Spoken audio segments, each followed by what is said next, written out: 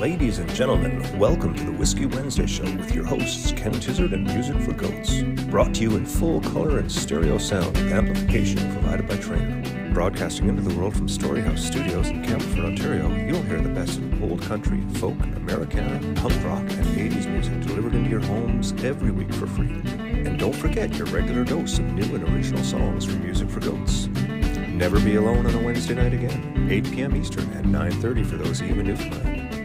Join the Whiskey Wednesday regulars on Facebook to be a part of the conversation, or watch on YouTube as well. Pour a drink, a cup of tea, roll up your best smoke, and sit back and relax. Don't forget to hit the share button to help spread the word. The Whiskey Wednesday Show, every week. Cheers. And welcome to the Whiskey Wednesday Show. I have the technology of the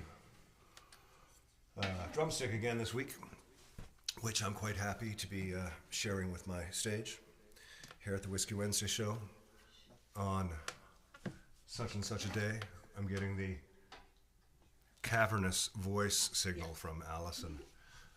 It is Whiskey Wednesday, and it is February, not yet. It is January. I can't see the date on that up there. It is January the 28th. 28th. Is it 28th of January? Yeah. Really, it's Valentine's Day already. Holy shit. That's right. Wow, February 28th. Isn't February 28th a special day? Well, maybe it is. It's usually the end of the month of February. Okay, so that's good for March. I guess. We have March coming down, and February came in like a lion, so March goes out like a tiger, I think is the phrase. Got my new Decomposed shirt. I ordered some new ones for the summer. I like the Schultz ripoff that he did here with Charlie Brown and Lucy. Very nicely done, Witter. Thank you very much for setting me up with shirts. I've got MLM shirts and Decomposed shirts for the next while of shows. And, of course, also the wonderful garb from Christopher up at in Thunder Bay at Faded Soul. So, we got a good gang here today already. Oh, fantastic. Mike Steenberg, Joe Murray, Tony, MLM is here. Excellent. Good to see you. I've got a lighter in my pocket that's digging into me. There we go. We got a great crowd here tonight. We've got me and Neil here, as Mr. G is still down in Costa Rica, and we'll get into that. Huh? I said evening. Evening, people. Neil's going to get a little closer to his microphone, maybe, when he speaks. Let's see if that works. Let's see if it gets a little closer. What happens? And hello. There he is. I can hear him now. We've got a busy night tonight, so we're going to get right into it with a little tune here for you. It's that time of the year for any of you with acoustic guitars where you'll notice all of your strings are starting to sitar a little bit. You can still push through it, but winter setups are good. I'm going to dump this in some water tomorrow and hope I get it back a little bit, but I might have to send it out to somebody. So we've got sitaring happening this evening, which is a lot of fun too. Enjoy the show, ladies and gentlemen. Sit back, relax. We've got Nick Sexton on the show. We're going to talk more about, we're going to get into the back end of the Littledale Skeet and Donnie Dumphy interview, as well as skateboarding in Newfoundland, because it is the skateboard issue. And we've got all kinds of cool stuff coming up. We've got some MLM gang footage, and it's going to be so much fun. Here we go.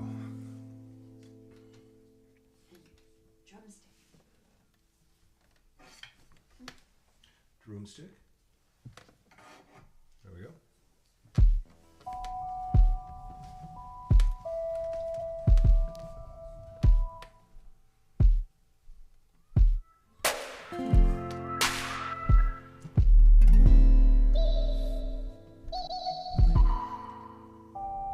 With the 20th century still in bloom and fair conception bay, the world turned round and men were bound all for the USA, all for the USA.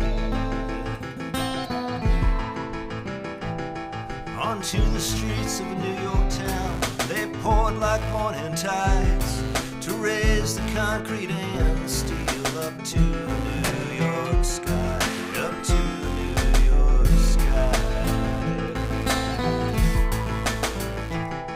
Can you read and write? Can you drink and fight? Can you take the nights alone? You can make a life for a child and a wife while far away from home, while far away from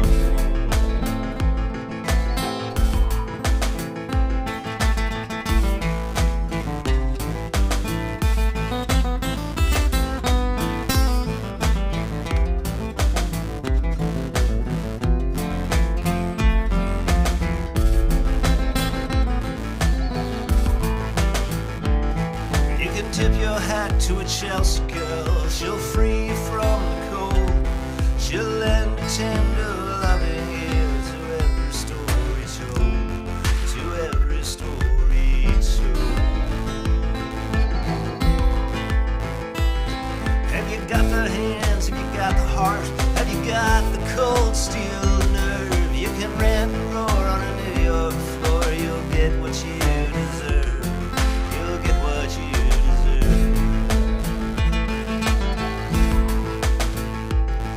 There's them who'll fold and them who'll freeze and crawl home in dismay and kiss the hand of God, but they'll break right down and pray.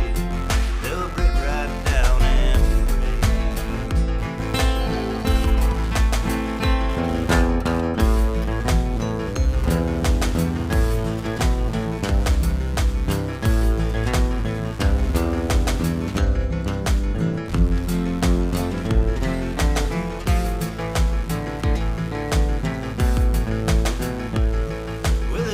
century still in bloom in fair Conception Bay. Oh, the world turned round and men were bound, all for the USA, all for the USA.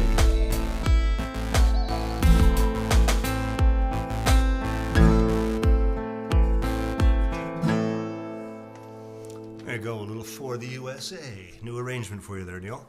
Yeah. Thought I'd throw that at you, you know. Yeah, thank you so much. I'm still building these MPC tracks, and it's been a lot of fun. Now I'm starting to go back and revisit them and see like the spots that are missing and the spots where there should be more of a dramatic breakdown and stuff. So reworking those things, lots of fun. Happy Whiskey Wednesday, GT Mike. Good to see you. Hey, Jeannie. Looks like we got an awesome gang here tonight. Oh, so much fun, so much fun. Love to see you all. We've got a picture here of Mr. Grant, who we mentioned earlier. Mr. Grant is down in Costa Rica. His brother is down there, and his brother happens to be close to Toby. There's Toby in the middle, looking fantastic in blue with that big medallion hanging around her neck. And draped over the two Grant brothers, each coming in at about 6'6". And they both look happy as can be as well. Look at everybody down there in Costa Rica. My God. What a bunch, eh? I know. Also, we just confirmed yesterday, or the day before, that we are going ahead with a Valentine's Day show in Campbellford. There might be some good dinner options going on, but there's nothing happening in the evening. So we're going to do the third installment of the Let's Get Social free show at the Legion. Special guest Matt Holpe is coming down. Matt's an awesome singer-songwriter who moved to the area a couple of years ago. He's over in Warkworth. So he's going to come down and do a half hour or 40 minutes to open the show. And then we're going to do some music after. It'll be a great night. Cheap beer, lots of people, free time. It should be fun. And before we get into the next song, I'm so stressed tonight. I don't know why, but I feel like we've got so much to get through. We've got like 2 long videos with Nick, and they're both so good.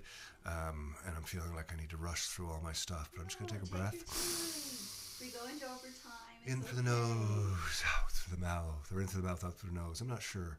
If you get it reversed, I think it works you up. If you get it right, it relaxes you either way. I feel great now. I feel great. I mean, I should be anxious because the fanzine I have to work on at the end of the month. It is. Allison's getting close to the end of the month with the fanzine, and it's coming along great, what I've read so far. But I think we have a little something here, don't we? Exactly. So we all ready? Let's get to that, yes. Neil, you as well. Yes, ma'am. Here we go. Ladies and gentlemen, pull up a chair, grab your favorite bevy, and get comfy. It's time for the Whiskey Wednesday show. From tales of the Watchman and Ron Hines to music for goats performances and intimate acoustic sets that make them feel like it's just for you. This show is all about the music, the guests, the memories, and the magic. Keep the vibe going all week with the Whiskey Wednesday Show podcast. New episodes dropping regularly on Spotify, Apple Podcasts, and more. Plus, grab your free copy of the Whiskey Wednesday fanzine every month. Stories, pictures, and extras you won't find anywhere else, all combined by Allison. Visit www.kentizzard.com to download the new issue, subscribe, and make sure that you stay on top of all new content. Cheers to good tunes and great company. And we're back, just like that. Getting these commercial segues to flow nicely is part of what we do. Okay, we're going to play this song for you. This is a song called Over You. This should be interesting now with this sitaring guitar tonight. Okay, a little sort of Eastern flavor on Over You. 1, 2, 3.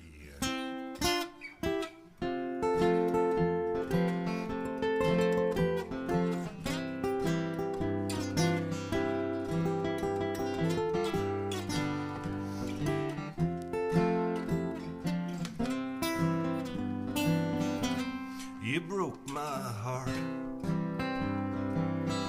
You've been untrue. I can't bear to spend another minute with you. Cold-hearted girl, you did me wrong. Now I'm moving on. I won't be too long. I'm gonna pack my bags, take all that I can, get far away from you and your new old man. I can't say when, but someday soon you'll see. I'll be over you as soon as she gets under me. For years I've tried. For years I've tried. I've tried to please. I've tried to please. You had me on the go. You had me on my knees. For years I've tried so hard. I've tried so hard.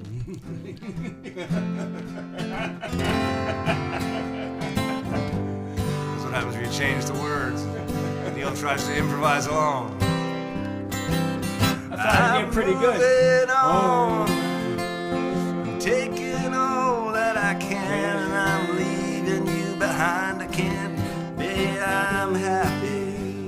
You treated me so unkind. I can't say when, but someday soon you'll see. I'll be over you as soon as she gets under me.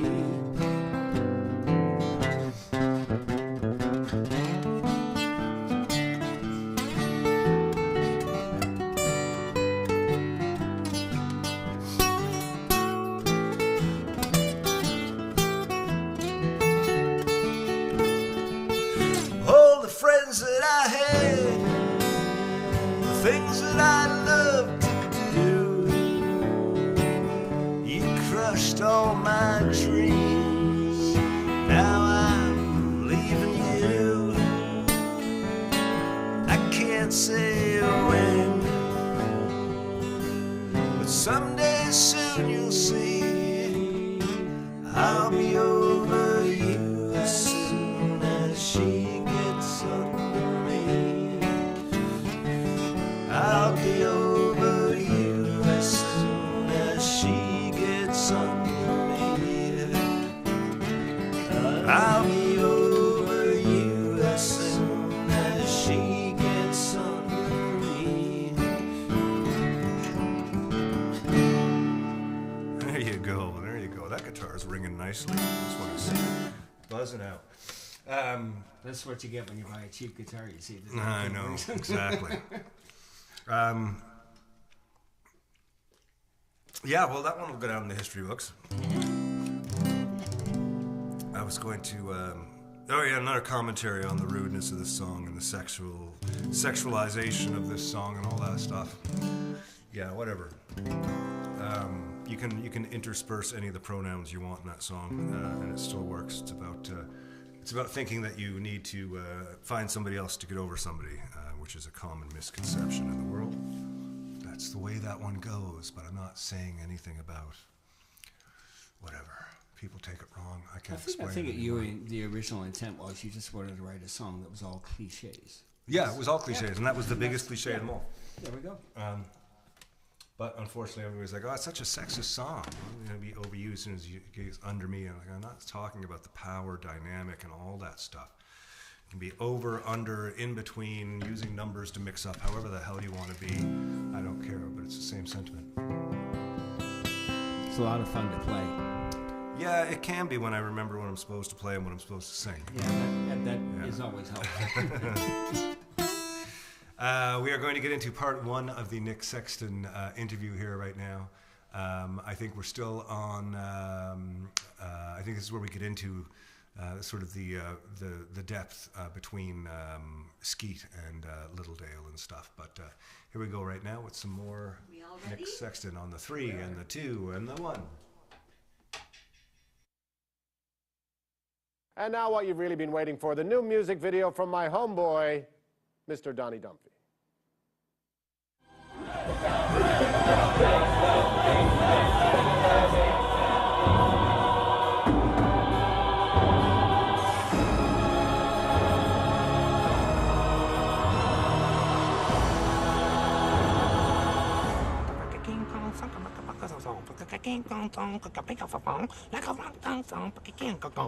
Yeah, Buzz, it's Donnie Dumphy here. Just out rapping, no jib rap. People always ask Donnie, what are you all about? Well, here it is.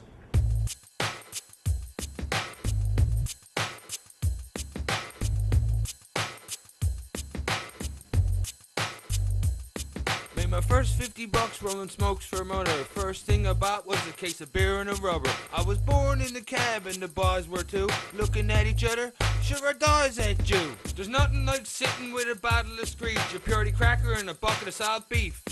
Then heads to Jimmers to get me script, and you know what that means, 1,200 grits! Drop down the Nan sitting next to me. I'm weighing grams, she's watching Jeopardy. See, I get some inspiration from the movie Dune. Best order wasn't good, see, it was Boo-Kaboom. Donnie, Donnie, Donnie. Brenda, what do you want? Take us for a ride, take us for a jaunt. Honda 50, get her on the go, get her on the grab. I don't mind on the front, I don't mind on the back. Stop at the shop for a loaf of bread. Spent all our money on Nevadas instead. Cherries. If you got beef with Dumphy, I wouldn't be so inclined. Cause I'm not friggin' around.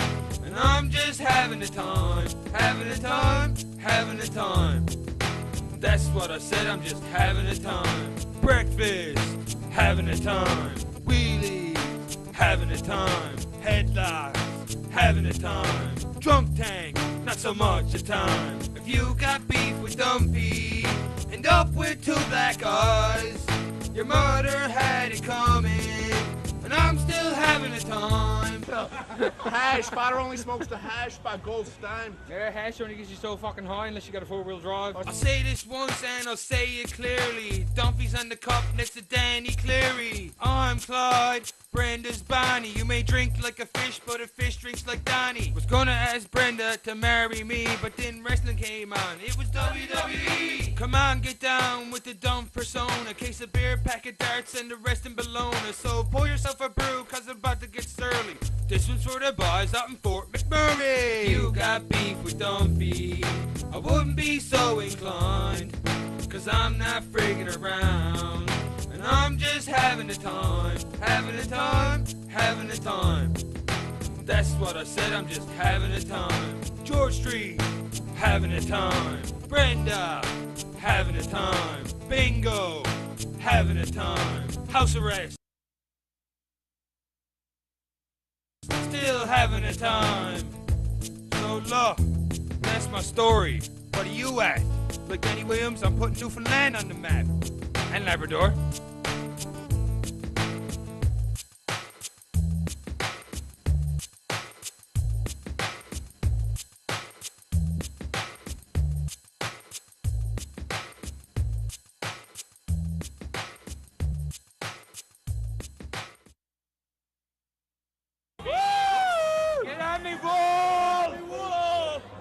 Let's talk a little bit about skateboarding. Okay, so Donnie Dumphy, there's a ton of YouTube videos. How to Be Deadly came out back in, was it, you started on that 2012, came out around 2015? Yeah. Yeah. Okay, so I'm going to ask you a question. I'm in Campbellford, Ontario. My daughters are at Campbellford High School. We're in the middle of Ontario, and they come home singing, having a time. And I'm like, where did you hear that? And they're like, everybody in school is singing it. This song is so popular. I'm like, we're in Campbellford, Ontario. How the hell are you guys hearing about something happening in Newfoundland? Did you expect at all to have that type of reach when you were doing that? No, not at all. Not at all. I thought yes, it would hit in Newfoundland a little bit, but no, I didn't think it would have an Ontario, Vancouver, U.S. reach. No, I had no idea. No. Yeah, I mean, it's we'll hopefully we'll get the video to show it, but yeah, I mean that video has great crossover. I mean, it's so accessible. Everything about the show and about the project, you know, in all of its from the music to the video to the YouTube stuff, it's all very well done. Oh yeah, thanks. I think that was the motto was let's not suck was always what we'd say to each other. Well, Let's and try even not to suck. when I watched Skeet, there's a few noticeable things. When I watched Skeet, I was very aware that there was no sort of orchestrated soundtrack. Yeah. And that added to the being brought into the dialogue. Yeah. You know, there was a lot of moments of silence where all you heard was air and words. You don't usually get that in a television or movie program. There's usually a string pad or something underneath. Yeah. There was a lot of that in Skeet. And I found that when I first sort of noticed it about 8 minutes in, I was like, what's going on? And then I kind of went, oh, this is really driving me bringing me into the drama of it. Yeah. Yeah. Skeet was filmed not only 7 years between shots. I mean, all those shots of Sean and the boy. I mean, the boy, the first clip is a boy who's 8 years old. 10 minutes later, the same boy is 15. It's the same actor. It's not a different actor. It tells you how long we've been making this film. And that's Jackson Petton, who did a brilliant job playing Brandon, the son. You know, and then when we did film, we made sure that we filmed over seasons. So it didn't appear that Billy and Mo were fast friends over 2 weeks in the summer. Right. So actually we filmed in the summer, we filmed in the fall, and we filmed in the winter, you know. And so when you see them, you know, meet in the summertime, there's leaves on the trees. Next thing you know, there's a montage and they're shoveling snow out, right? Right. So Skeet was very well planned and prepped. Like we had an office downtown. We did rehearsals every day. Like we put a lot of time into getting ready for Skeet. You know, and as going back to your question about like the music, like, yeah, we didn't want a dialogue or a sort of, sort of performance of just picking our favorite songs to go to the thing. We wanted it to be very calculated. Whereas like How to Be Deadly is kind of a fun day in the life, like a Dazed and Confused, which can ride the soundtrack out and be that sort of fun sort of day. But then when you film a day in the life, you forget about other things. Like everybody has to have 3 different types of the same wardrobe, and don't spill your lunch on your wardrobe because we can't film, you know, whatever it is. Yeah. I think with Skeet, we had more time in prep to be a little bit more methodical in terms of thinking and in terms of Andrew Stanley did the score for Skeet. I can tell you that if you spoke to Andrew, he'd say it was a long process because it was. He made like a library prior to the edit, right. and we rebuilt that library several times, and it was always born to feeling. Like every scene was born to feeling, and we wouldn't stop until we were happy with the feeling of it. Yeah. And the new stuff looks great. Did you find shooting outside, which seems to be a majority shareholder in the series? Did that help with lighting, or was that part of the thought? It always does. Yeah. I mean, shooting outside always helps with lighting. I mean, you can get boned pretty heavy too. I mean, like I remember we shot Skeet going, oh, this is great. You know, St. John's is pretty gray this time of year. And then we had the nicest summer ever. And then you're throwing up, you know, giant flat 20 buys, or, you know, I think we could only afford 10 buys, but, you know, we have like big flags trying to hide this bright sun. Right. Right. You know, in Skeet, we, you know, it's a tight budget. It's a very tight budget. So we we were lucky that we had a crew that believed in it and wanted it to be a good film. You know, everyone would talk about the importance of the film, like while we were shooting it. And that goes a long way, because I've been on shoots where people don't believe in the script and they don't really have, they're more concerned what's for lunch than they are what you're shooting that day. So it was really important that everyone was on board and wanting to make a good film. And I think when you got that behind you, you know, your chances of making a good film are much better. With Littledale, you know, we have a very shoestring budget, and we shoot in the what's Mitchell Court and Stab Court. I'm sure you remember these places as a kid. And these were dangerous places growing up. Like, these were places you wouldn't walk through. And I can honestly say that we've now hired some people from the community to be sort of background actors or come work on the show with us. And we now even rent out this woman Liz's house, so where we sort of go in and eat lunch in her place and hang out with her, and she tells us stories, and it's fascinating, you know, because now we're sort of making these connections in this neighborhood that I was once scared to walk through, and now I'm like, I can't wait to get back to Stab Court, you know, because and it's true, I feel safer in Stab Court than I do in downtown, which was not the case 20 years ago. It's so funny you say that. I was going to ask it, but I wasn't sure. I mean, growing up, I grew up just under the hill of Brophy Place. So I got beaten up by the Brophy Place, you know, characters all the time, all the Drukins up there.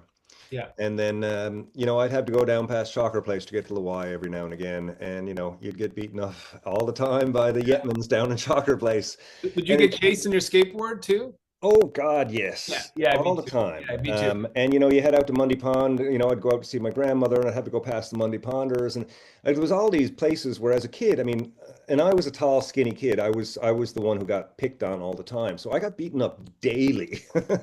Yeah. And going to places like this, when I was talking to Sean, and he told me that you shot some of the skeet in Chalker Place. Like, I was thinking, like, later in life, I've got some friends in these places now, and I don't feel any sort of, you know, weirdness about going to Chalker Place or Brophy Place or any of these spots. As a kid, it was just fear of getting beaten up by other kids. But I'm fascinated that you've spent so much time in these places, and everything there looks so comfortable. It doesn't look like a dangerous place. I was a bit nervous and apprehensive about going into Chalker Place, because I too was chased out of places. I grew up next to Buckmaster Circle, and I would have to bomb the hill on my skateboard to try to get home, and have a gang of guys chasing me, waiting to kick my ass. And yeah, I was nervous about it. And when I got in there, and as Sean said, like, it was totally fine. It was totally safe. And there's a much more, the bus would drop off the kids after school. And it was like the United Nations of children. They were from every country. And sometimes I'd look at that and go, I think that might be why it's a bit more safe than it is when we were kids. You know, there's also a couple, like, sort of legendary people that live in these communities that kind of self-police it as well. Yeah. You know, I got to know a few people. They're like, yeah, so-and-so apartment down, you know, or housing down there, a drug dealer moved in and we got rid of them. So they see it, they know where the problem is, it comes in, they flag it, they get them out right away, you know? And I think that goes a long way in community. And I think when you go into these communities, like, you know, when we go into Littledale or we go into Skeet, like, it's, we're not here to poke fun. We're here to, like, you know, sort of celebrate the community in a way, you know, that's my intention. Yeah. Especially in the edit, but they have to give you a lot of trust with that too, right? You know what I mean? So we had a screening where we invited everyone from Chalker Place for Skeet, and as well as the Arabic community, and same with Littledale. Like, you know, we Gina Cook, who plays Brenda, she goes and hangs out with Liz in Littledale, or sorry, Stab Court, Mitchell Court, once a week or twice a week. I was just back, we were doing some scripts. She goes, can you pick up Liz a case of Pepsi? She, you know, and I would drive down and go, Gina told me to drop this off for you, you know, and she, like, not just drop off stuff, like hang out, talk. Yeah. You know, because if you're going to go in these neighborhoods and film, I think you do have to have some sort of good rapport with people in there. But yeah, going back, like, I always ask this question, Ken, like, do these tough guys or corner boys that used to beat us up when we were kids, Are they too busy doing this now that they don't even see us go by anymore? Is that like because they used to gather outside and are they inside on screens and doing other things? Like I don't hear people getting chased anymore or getting randomly beat up as much or guys looking on the corner waiting for a fight. That doesn't exist anymore the way I see it. Yeah, I know it's like bullying has been flagged so much now. I mean, I remember being, by the time I was in grade 3. I hated recess and lunch and the 10 minutes before and after school because that was when I got picked on every day. Yeah. Nowadays, that wouldn't happen. There'd be interference from teachers or some kind of something, and it would be different. Good or bad, I don't know. I know that what I had was what I had, and what my kids had was way different than what I had. But yeah, I wonder where the bullies are. What are they doing? What are they taking their time up with now? I don't know. Have you ever run into any of those guys that sort of went after you? I have. I've actually become friends with a few of them over the years. Wow. And they're the best kind. I mean, they're. Do they add you on Facebook or something? Do they add you and send you a note? I've drank with a few of them. Spend a night drinking, see them in a club.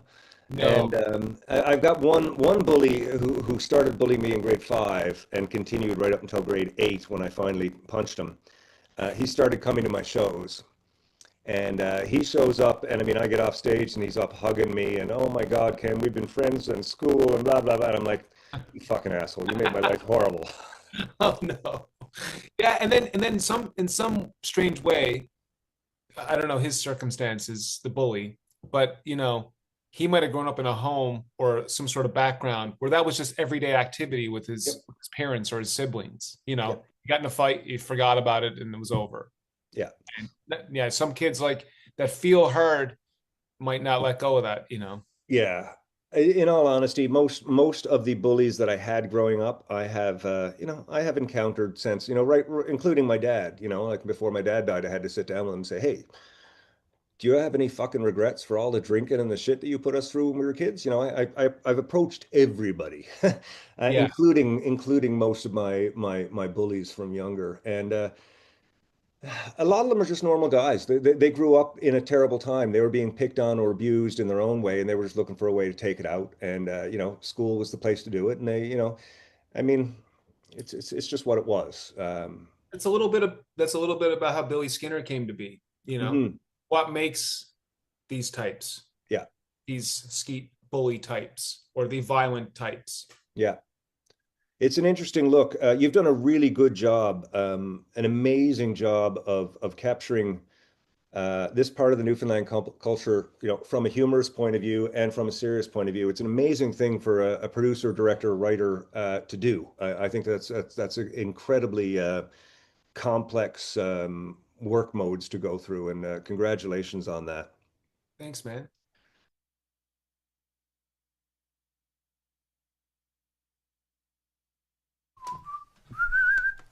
Do we got anything yet? Did I turn this off? Where's my thing? I'm after unplugging everything during the break. I forgot. I had to. I'm sure you can hear me. I had to go take care of something during the break. Which translates pretty straightforward through to, I just went to smoke a little joint there. No offense, Nick, but I was there when we spoke. I know I took a moment, but... Oh, there we go. Earplugs back in. Now I feel like I'm in a different space altogether. Oh, well, it's good to see you all here. Lots of chat going on here. Lots of people drinking whiskey, which is nice. Tonight I'm just having a Gatorade and a coffee, actually. Yeah, Neil is drinking a gin still. Oh, absolutely. Big glass of gin. Neil loves the big glass of gin, It's the green bottle. It's intoxicating emerald look, the Tanqueray. No, I prefer the Bombay Sapphire. Actually. Oh, you do actually. That's right. We've had this conversation. That makes sense that you would like the Bombay Sapphire. It does. Yes.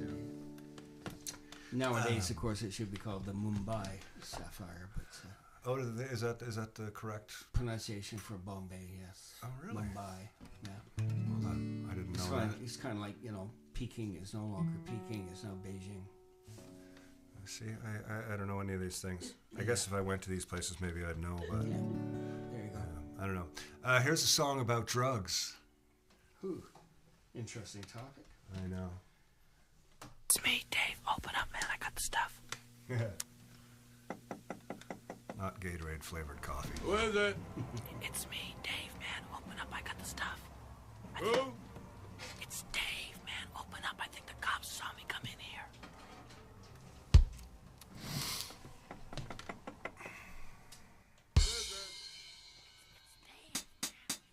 I like to get high, I like to get higher, I like to get more high than I was before. I like to get stoned, I like to get stronger, I like to get more stoned than I was before. 'Cause I don't have the perfect job I dreamed of, and at times I can take it for a while. And sometimes it takes away the part of me that's real, and other times all I can do is smile. I like to get high, I like to get higher, I like to get more high than I was before.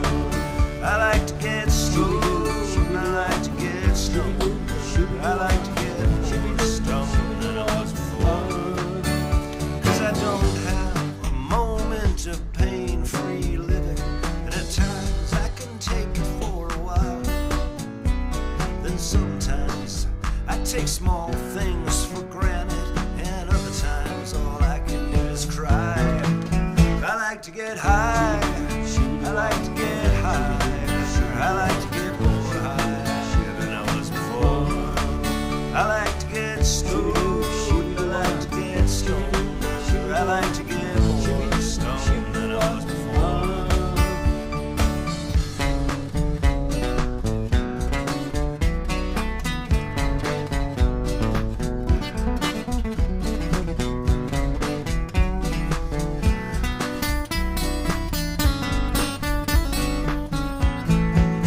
I like to get high, I like to get higher, I like to get more high than I was before. I like to get stoned, I like to get stoneder, I like to get more stoned than I was before. And to be honest, it's an uphill battle with depression, and the drugs the doctor gives me ain't so tight. There's sometimes it feels like my skin is crawling, other times bad TV can be alright. I like to get high, I like to get higher, I like to get more high than I was before. I like to get stoned, I like to get stoned, I like to get more stoned than I was before. I like to get high, I like to get higher, I like to get more high than I was before. I like to get stoned, I like to get stoneder, I like to get more stoned than I was before.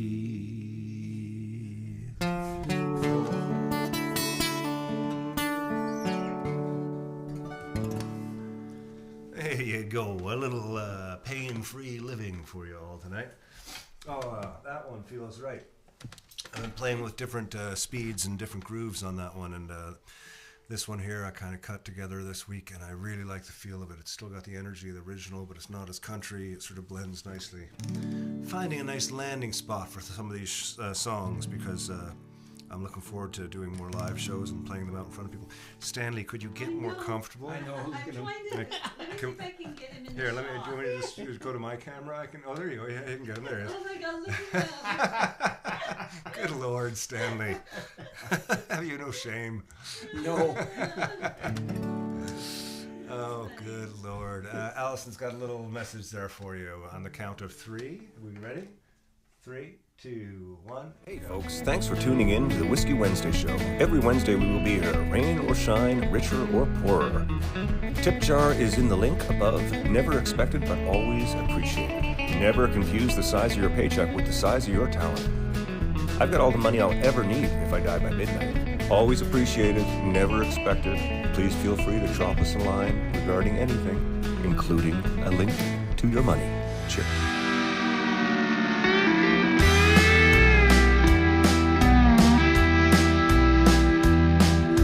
came here from the city, trying to find some peace of mind, to get myself on track and buy myself some time. This town is growing on me here. And we're back. We are back, ladies and gentlemen. Okay. As my grandmother used to say, glad to see your back, now I've seen your front. Oh, well then. That's a chippy remark. Yeah, she was full of them. Speaking of backs, my back is hurting tonight. That's nothing new, I guess. Nobody really cares anyways, you know. Oh, I gotta take this somewhere. Deb said I'm having a dry January. No, I'm not having a dry January. It is dry. The guitars are drying out. I am having White Russians night after night. On a big milk and alcohol kick. It's a lot of fun seeing what alcohol you can mix with milk. Sounds pretty healthy. Yeah. Well, I mean, I drink a lot of milk anyways. Exactly. Yeah. It's just a little bit more, you know. Oh, we're gonna play this song here in. We're gonna do this up in C tonight, eh? C. Si, senora.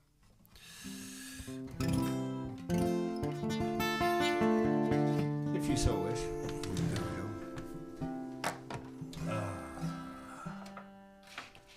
We got a way to go, Stanley from Joe.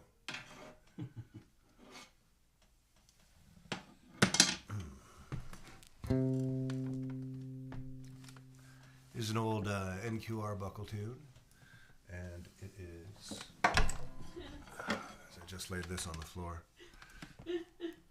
Oh, that's one of the biggest things about Mr. Grant coming back. Yeah. Is that he can do You the won't buttons. have to do that anymore.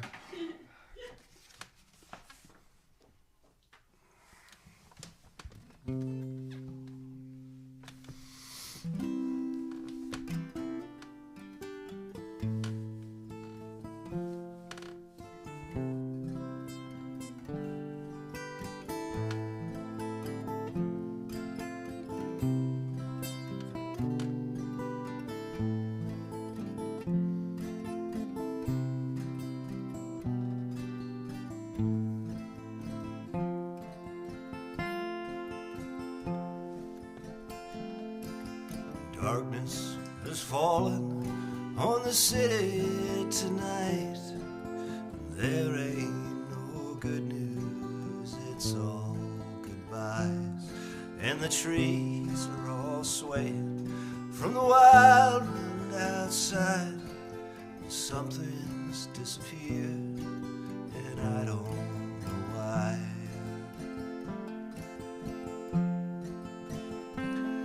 Now I really love you, but it's so hard to tell you. I wish things were normal, but that's not gonna happen soon. And the streets so deserted, up and down Roncesvalles Avenue. And I want to help, but I haven't a clue what to do.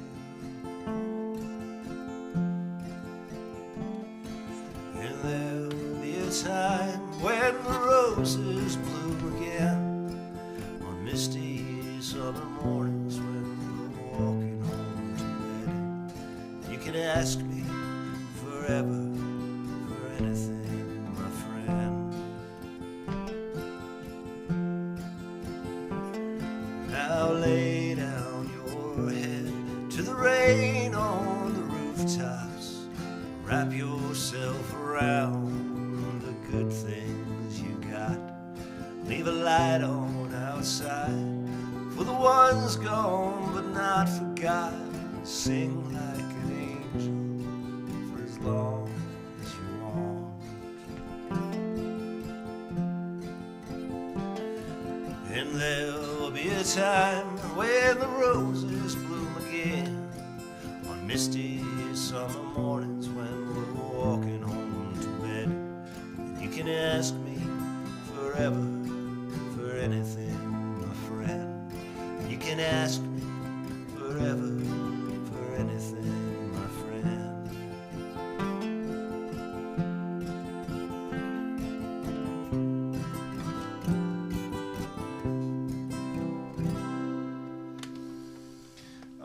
love that song. It's such a sweet sentiment. Such a sweet sentiment, and it hit me at a time when I was still living in Toronto. I was going down Roncesvalles regularly, like either for the when I first started going down Roncesvalles Way, it was because they had warehouse parties, and they used to fill the empty warehouses up and down Roncesvalles. A musician or a band would rent one of the floors, and then at night they'd just open it up, and everybody'd come with like salt beef buckets or like whatever buckets they could find, and there'd be 2 or 3 drummers that would be plugged into like a rickety ass PA, which would just be really loud, and often a bass player used to play with the Look People.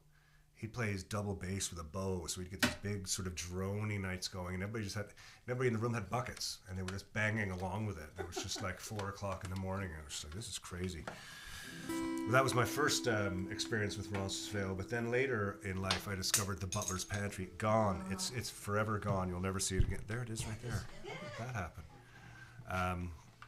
Anyways. We got one more song coming up for you, but before we do that we're going to go into part 4, which is part 2 tonight, of Nick Sexton. And skateboarding. And I think this is the skateboarding part, which is really exciting. So if we're all ready, on the count of 3, I think we're all ready. Yep. 1, 2, 3. I want to go back and talk to you a little bit about skateboarding. Yeah. So back in the early 80s, myself, Clark Hancock, Danny Thomas, Chris Jarrett, Bob Average, John Pastore, a few others had skateboards. And then there was some of the suburban Noah Hansen and a few other guys that came down as well. And we had a skate crew of about 25 of us that hung out on Atlantic Place steps every day in the 80s. And, between the arcade and Atlantic Place steps and the War Memorial, you would always find, a group of 5 or 7 of us being booted out of one place and going to the other. And we rode our skateboards. I grew up out by the airport. I'd ride my skateboard over to Clark's place, which was down in Pleasantville, and then we'd go through Pleasantville down through Kitty Vitty and make our way downtown. And by lunchtime we'd be out in Bowring Park, out through and then we'd work our way back up. And I don't know how many miles we were putting on every day, but we were just pushing from place to place. And when the hills were good, they were going down, and when they were bad, they were going up. Yeah. But there wasn't a lot of flat land. This was before ollies or anything had been invented. It was just big 10 by 30 boards that you pushed. You might do a curb if you could, but that was it. Yeah. And we did that hard, and it became a big thing in Newfoundland. Pike's Cycle Shop was the only place that had skateboards, and they usually had 2 or 3 in at a time. The first Newfoundland Labrador skate competition, I believe, was in 1982. I remember being at that, but that culture, you talked about this a little bit earlier. Now, I came from a kind of alcoholic upbringing, with my dad being a drinker and my mom trying to hold everything together. Not an uncommon Newfoundland thing in the 60s and 70s. Yeah. Dad was a fireman. Of course, he could drink at the fire hall. So, he'd do 24 hours, at the hall drinking, and then he'd have 72 hours off, and he'd come home and drink for 3 days and then repeat it all again. And in school, being, kind of a skinny outcast, I didn't really have a lot of friends. I was always picked on. And one day I was on Route 14 of the bus coming home from school, and I just stayed on the bus. I didn't get off at my stop. And the bus did the loop through St. John's from the mall up by where I lived. And then it got downtown, and I got off the bus and I walked over to the Games Arcade. And there was a group of punk rockers hanging out there, and I went in and played some video games, and I met Clark Hancock. And that scene of punk rockers and skateboarders, and most of us were coming from some kind of a broken home.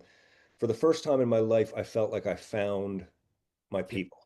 And then I found this scene, and it changed my life. And I still, a lot of the core values that I developed in those couple of years between sort of 13 and 17, hanging out downtown, playing punk rock and skateboarding, that changed my life in a way that still sticks with me today. Now, I am to understand that a generation later, after I had left, you became the sort of skateboard ambassador for Newfoundland, And you've done a ton of stuffs with skateboarding. It started with some videos with your crew, and I mean, there's a park back there now, and there's all kinds of other stuff. But you want to bring me up to speed a little bit on that history? Because I'm really fascinated to hear, what happened after I left town. I think you and I have a similar origin story, in that didn't quite fit in with certain kids at school. Came from our downtown house. Kind of wish that I came from more of a normal background. My mom was 17 when she had me. Yeah. So I had John Lush was my stepdad, who and then who I loved. And then my mom and John broke up when I was coming of age, 12 years old. So I didn't know what was going on. And then Nigel, who's the DP of Skeet, was my stepdad then. And, he and I butted heads, but then eventually became very close. And so I was at a real turning point in my life as well. And I'd grown up playing hockey and stuff. And like you say, got picked on by people or got beat up and didn't have any siblings and stuff. And then I remember Patrick Ward, who was like my best friend, he and I were getting out of hockey and getting into skateboarding. And we would go by downtown. And do you remember Joey Marr? Young Joey Marr? No. Joey Marr's, so Joey Marr was like our age, and we'd drive by or see Joey downtown, and he was amazing at skateboarding. We'd see him, like, he was the smallest dude with all these older guys, and he would, he was ollie in war memorial steps. Like, he was good. He was really good. And to me and Patrick, it was like, Joey was like, amazing. And then, like Patrick and I would not have the nerve to go downtown. A lot of our crew would just skate at Bannerman Park. So we're like the Bannerman Park guys, and then eventually got the nerve to go downtown. And it was tough to get accepted. Like you're saying, Atlantic Place, like, did you have to hide your board under the stairs there, like, so that they wouldn't take your board security, ports of food? And all No, we were the original gang down there, and there was only one security guard at all ports of food. Yeah. And he'd chase us out from, in smoking and at the Tim Hortons, and we'd go out to the step, and he'd chase us off the step, and then we'd go into the parking lot, and he'd chase us out. We all knew him, and he'd chase us around. He was we had a similar experience with Bruce, who was a security guard at ports. He used to come by and say purchase, and everyone would just have like a coffee that like they'd filled with water all day. And I think like going back to what you're saying about, you don't really know where you fit in. And then all of a sudden you find your tribe.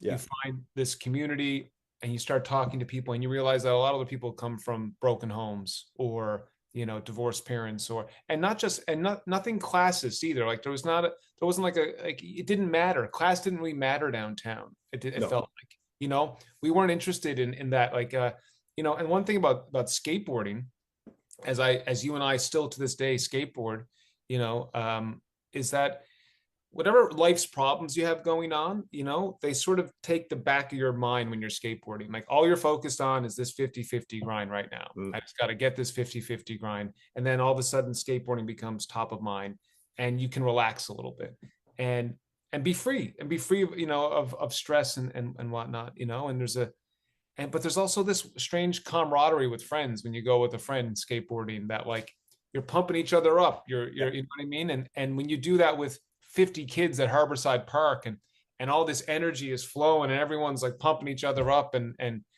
it's a new sport or whatever it is. It's a new pastime or some sort of new activity, I guess. It was just it was fascinating. I remember you said Pikes was where you got your boards. Pikes was closed when we started, and Ballistic hadn't opened yet. Right. So all our boards were always either hand-me-downs or traded. Or as I was saying to these guys who run a shop in my neighborhood, I said, I remember calling the guy at Pro Skates and driving him crazy and being like, so what kind of board do you got? A Powell? What's a Peralta? He goes, what does it look like? What's the size? He'd measure it and he'd go, what's the concave like? Just asking question after question and driving the guy crazy. And he's like, oh my God, are you going to buy this? And then not buy it? Yeah. Just want to keep tabs on what your stock is like. Just in case for Christmas. I just want to see is there, but yeah, those were special times, man. I think that was what was really cool about downtown. And it wasn't just skateboarding. Like it was, there was the coffee shops like Hava Java had the guys in the back that played Dungeons and Dragons up top, you know what I mean? Or some sort of card games. And it felt like to me that they finally found their tribe downtown. So it was like skateboarders, musicians, hacky sackers, all kinds of people that came from broken homes finding their tribe for the first time.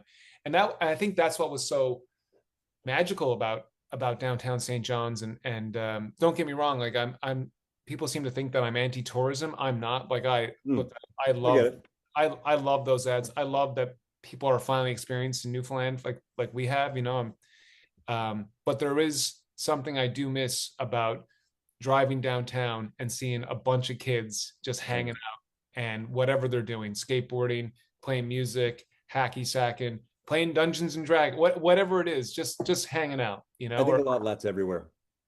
Yeah.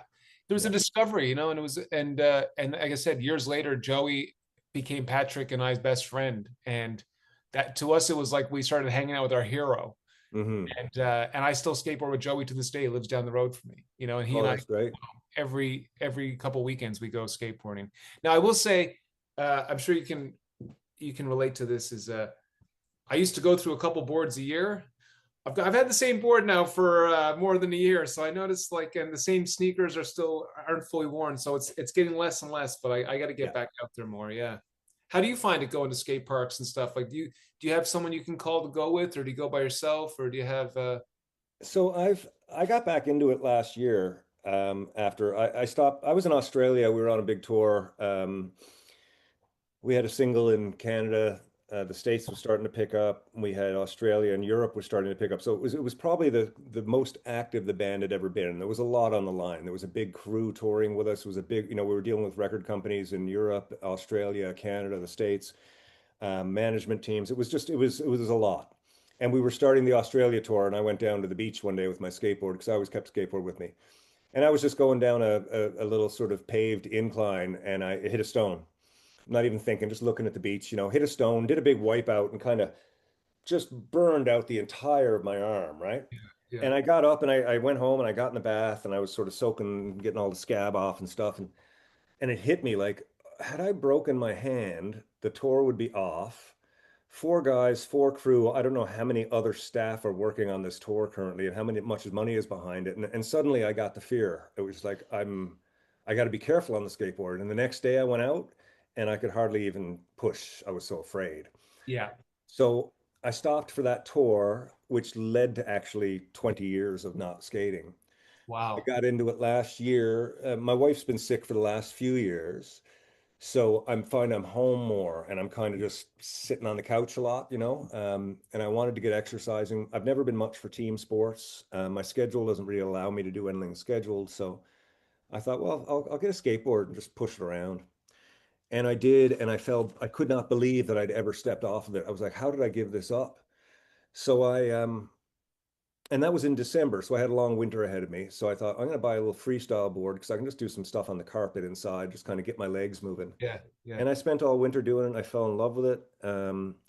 I really don't have any people to skate with, but I am part of the MLM Canadian freestyle team. I'm their senior representative. Awesome. Yeah. And there's about 30 skaters across Canada on that team, and we have our own private forum. And there's any point in time, with any time in 24 hours, I can go to that forum. There's at least 3 or 4 people there. So I'm always dropping in and chatting and exchanging, trick tip ideas and talking about shoes and, all that stuff. I wish I've gotten together for a few sort of meets with some of the team members. We'll all drive and meet in Oshawa at a parking lot for a couple hours. And I got to say, hanging out with some fellow skateboarders for an hour, my skating progresses 200%. Yeah. In that hour. Just being around them and watching them do stuff, it just gives you a confidence. This thing you've been working on for a while. It's like, well, I'm just going to do it because you just did it, and then you do it, and you're like, why haven't I been able to do that for a month? And it's just being around these people. The stoke of it all is so incredible. I wish I had more of it, but I know what you mean. There's an energy you ride. Oh yeah, it's huge. It's huge. Yeah. And I love the fact that skateboarding is like punk rock. Like, I'll drive by a skate park and I'll see somebody in there skating, and I can just stop the car and walk in and say, hey, how you doing? And we immediately start chatting. Same with, I see a group of punk rockers hanging out in Toronto or any Halifax. I can just stop and just start talking, and we immediately have so much common ground, and it's such a passion, these things, I remember that going to Barcelona, 20 years ago, and you could just meet people at Macba or whatever spot, like, or, New York. We went to Washington, D.C. There's a place there called Pulaski. It's called Freedom Plaza now. And that's been around since the 90s or 80s. And you don't know if you're going to be accepted or you're going to be outcasted by the locals. Right. And we met this guy Art and Quan and Owen and a bunch of local guys. And I'm still in touch with those guys on Instagram to this day, and you're right, that energy, I mean, they say, oh, we're going to come up to Toronto sometime. And you can't do that with other sports. You can't go up to a guy and go, hey man, you play ice hockey? You can't do that. I mean, you play crazy eights, you gotta, skateboarding has that way of it's like a universal language. When you see someone on one, you could literally not even speak the same language and go, can I see your board? And then do a trick. And then that person will get excited. And then, back and forth. Yep. There's a beautiful thing with that. I love that about skateboarding. It can take you around the world, but it's, well, my son got into skateboarding when he was 8, like you're saying, on just a deck on the rug. Mm-hmm. And he was doing shove-its and then, and sort of trying to learn how to do kickflips. And then he started coming out with me every weekend, he and my daughter. And, I remember he was around 11 and when it was a Saturday morning, we usually get up and go to the park, and early in the morning I go, hey, you coming? He's like, nah, I'm gonna go play soccer with my friends. And I was like, it's fine. It's fine, right?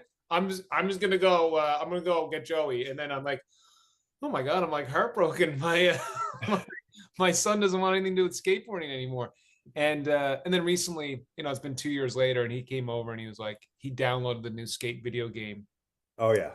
And I think you can actually clock the popularity of skateboarding. Yeah. With video games, when Tony Hawk Pro Skater came out, skateboarding blew up. Yeah. And it became a big phenomenon.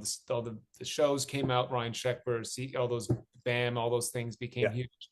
But now this new game's out. I noticed he's now asking me about when I'm going to the park. So I don't know. I'm not pressuring it, and I'm also not saying, you gotta come skateboard with me. I don't want to put that pressure on him. But yeah, no, skateboarding, man, it's a beautiful thing, but it can kick your ass. And it will kick your ass. But that's the beauty. I love it because it's a personal thing too.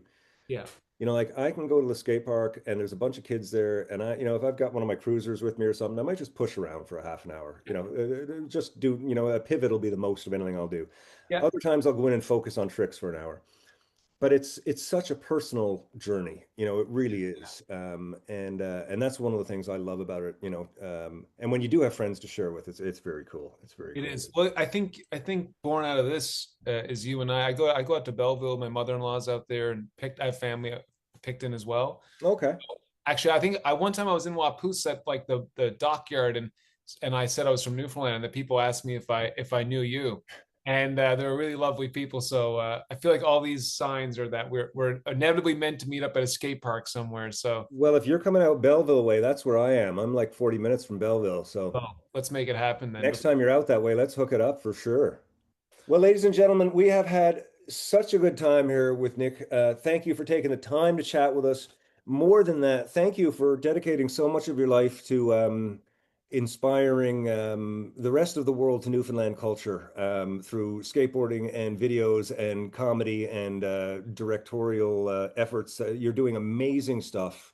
I love seeing Newfoundland reflected out through my little computer screen to me, not being in Newfoundland. And I'm sure the people back home love it as well. So it's a real gift you bring to everybody. And I just wanted to thank you for that and wish you all the best with everything.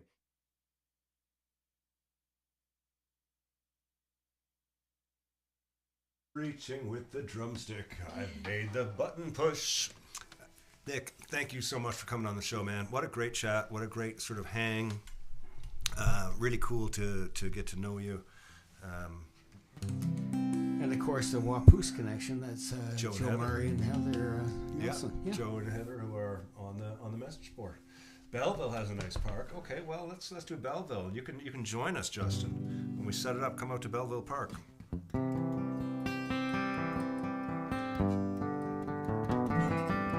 Steve Ostolfano loves Wapoose. Well, if you're ever there, check out the marina. You'll be sure to run into Joe and Heather.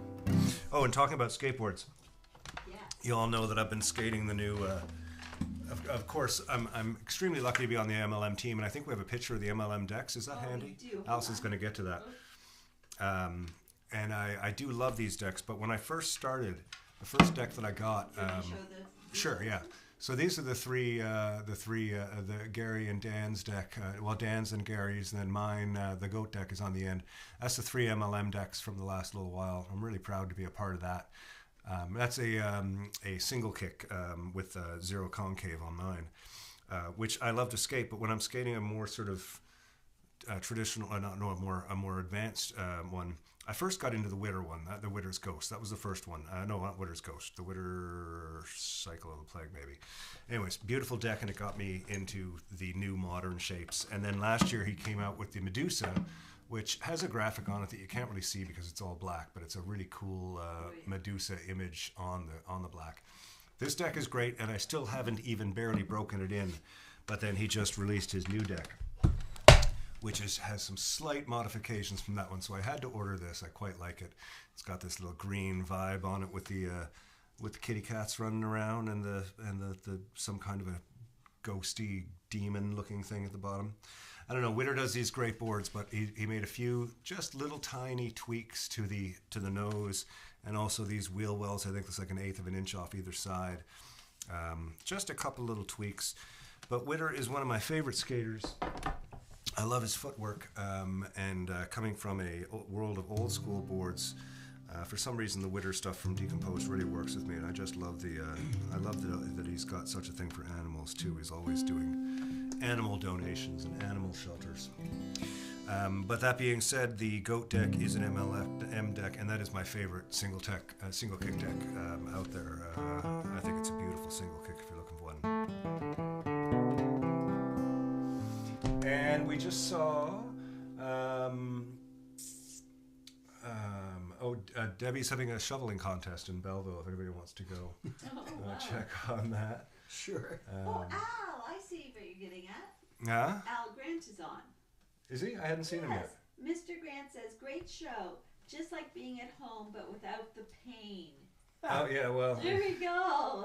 I agree. Oh, I see, yes. Yeah, I just saw that. Yeah, well, the pain of being home involves serious shoveling right now. Well, again, thanks to Nick for being on the show. We're going to end the song tonight with a tune from back home. This one is usually goes out to my Aunt Betty, who hasn't been on for a while. I got to reach out and see what's going on with Aunt Betty, see if she's doing good. I'm going to put a little bit of, the old secret sauce on there. The H3000 as it would be. Next week is all request evening, so please get your requests in. Yes, hold on, let me get my... Do we have a little sign for that? I do. Oh my God, look at this. Boom, there it is, all requests. Man, I gotta say, TJ, this image you've given me has the goat image of like, it so much looks like us. It's and absolutely great. Taking that image and throwing it into AI and saying, make it look Valentine's-y, make it look Christmassy. This is like all requests. It's like, it's just a great base for everything. Thank you, TJ, for doing that for us. And did you want to introduce the video rewind too? Video rewind tonight is another Ron song, a song called Judgment. Judgment comes out of Ron's cowboy catalog, outlaw catalog.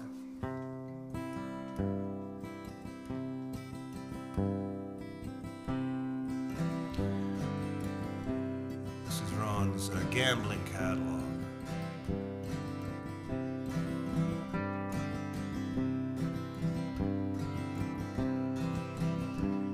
I don't have 5 in my head, not a last leg to stand upon. But what the hell, going 30 for 60, let the night swell. Somebody fix me a single malt whiskey. And I don't have the jack or the ace, I've got on my good poker face, and I'm holding my queen, going 30 for 60, feeling hungry and lean. Life's about chances, and the king's in the kitty. 30 for 60. You can take this to heart, you can gamble your soul. 65 now and I'm still in a hole. Life's just a game, it's a grand piece of fun. There's little less I can go on, and I don't have the jack or the ace. I've got on my good poker face, and I'm holding my queen, feeling 40 for 60, feeling hungry and lean. Life's about chances and the king's in the kitty.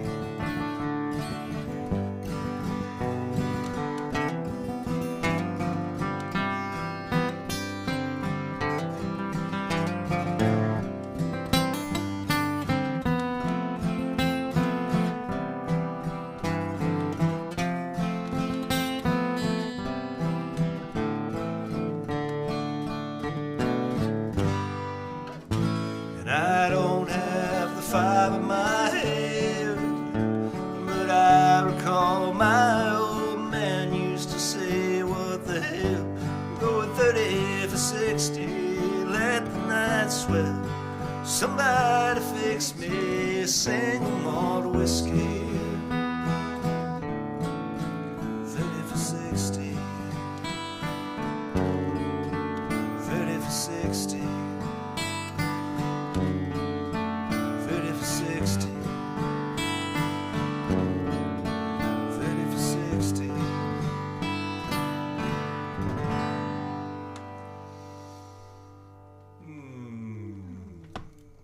That's from my Aunt Betty there. I hope you're doing well down there back home in Newfoundland there, Betty. What else do we got to report here, Neil? Anything going on in your world? Nothing exceptional. Nothing exceptional. How's your car? Didn't you have to bring your car, or you got to bring it tomorrow? No, it's all fixed. Yeah, it was. There's just so much ice built up in the wheels, and as you know, I And that's what tried it was, running eh? it through the car wash to get rid of it. It's stupid, you know. These steel wheels, they put all these drilled holes in them, and you know, almost negates. At any rate.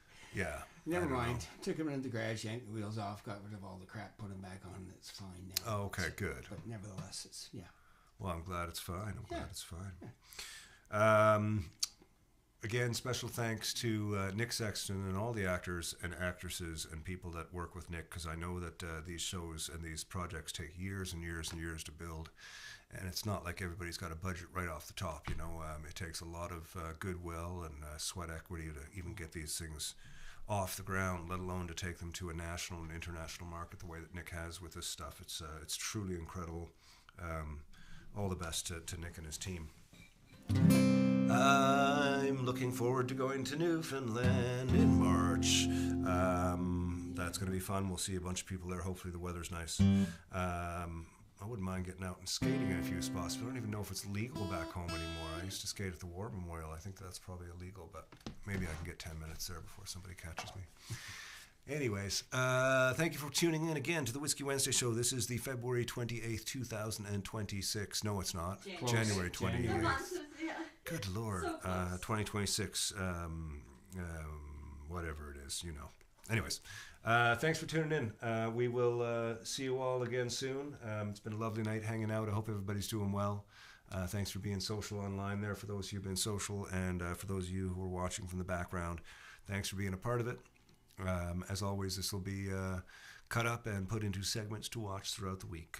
While you're out there, remember to, when you're shoveling, remember to lift with your back and swing violently as you throw the snow. That's the winning ticket. Lift with the back only. Keep your legs as straight as possible. Bend down as far as you can and take as much snow, and then with a violent twisting motion, throw this shoulder back to where this shoulder is. So the whole top of your body does one of those. It's the most efficient way to move the snow. Actually, I prefer a snowblower, but you know, suit yourself. Well, you know, it's sometimes you just gotta do things yourself. You can't rely on tools. Well, I suppose, but this is not one of those occasions. Ladies and gentlemen, thank you again, once again, for tuning into the Whiskey Wednesday show. We will see you next week, and remember to be like Steve. Cheers. Good night.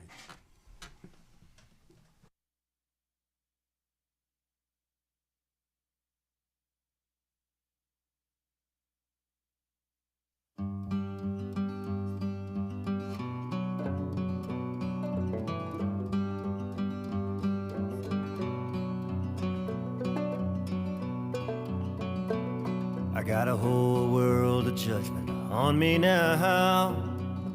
I am cursed and called a craven coward. This I will avow. I treasure my notoriety.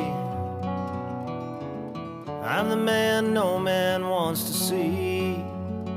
Still it's better to be famous for the wrong I've done tonight than to be nobody all my life. I did it all for fortune and for fame. Now I'm the man. I shot and I killed Jesse James. Everybody knows me now for sure. Every meal's a feast, every empress is a whore. And it's better to be famous for the wrong I've done tonight than to be nobody all my life. See his face forever in my dreams. I see me shoot him with a gun. It was a gift from him to me, and I did it all for fortune and for fame. Now I'm the man. I shot and I killed Jesse James. Everybody knows me now for sure. Every meal's a feast, every empress is a whore. And it's better to be famous for the wrong I've done tonight than to be nobody all my life.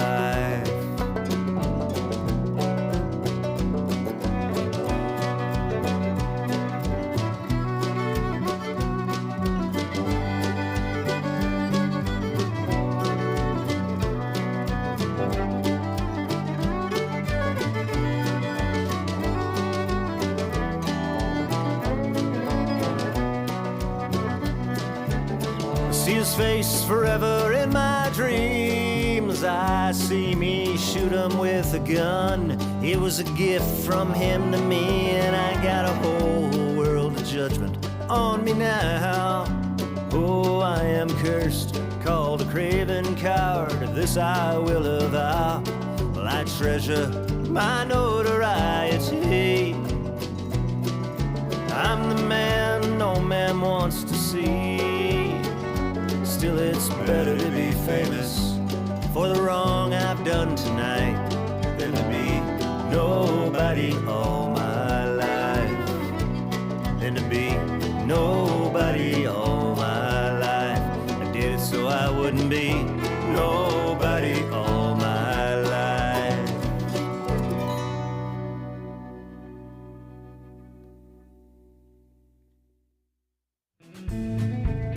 Once again, thanks for spending another Wednesday with us here at Storyhouse Studios. Thanks to Trainer Yorkville for being a part of the show. We love our time on the Whiskey Wednesday show and appreciate all of your support. Don't forget to hit up the tip jar if you feel so inclined. Never expected, but always appreciated. Tune in every week for more guests, songs, stories, drinks, and gear talk. And don't forget to visit the website, www.kentizzard.com, to sign up for the Whiskey Wednesday wrap-up. Compiled by Allison, this is a monthly overview with highlights, directories of songs, and so much more. Be kind, be helpful, be happy, be safe. See you next week. On a Jim Beam